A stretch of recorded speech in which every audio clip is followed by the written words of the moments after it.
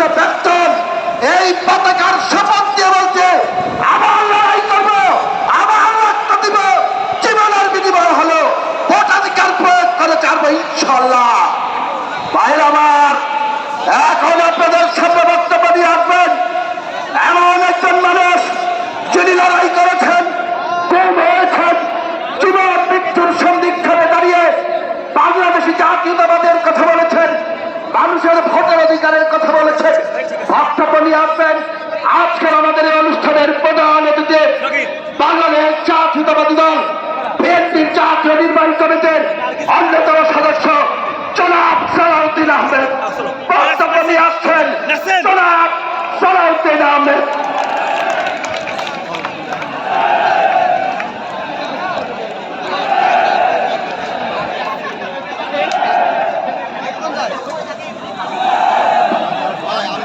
বিসমিল্লাহির রহমানির রহিম।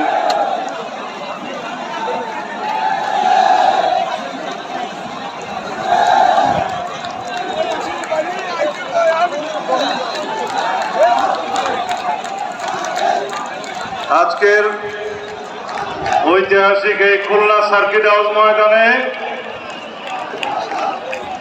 আয়োজিত এই তারুণ্যের সমাবেশ তারুণ্যের রাজনৈতিক অধিকার প্রতিষ্ঠার লক্ষ্যে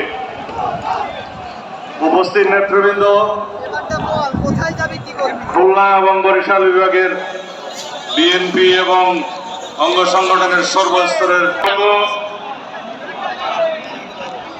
ছাত্র, তরুণ, যুবক এবং সর্বস্তরের ভাই বোনেরা, সাংবাদিক বন্ধুগণ,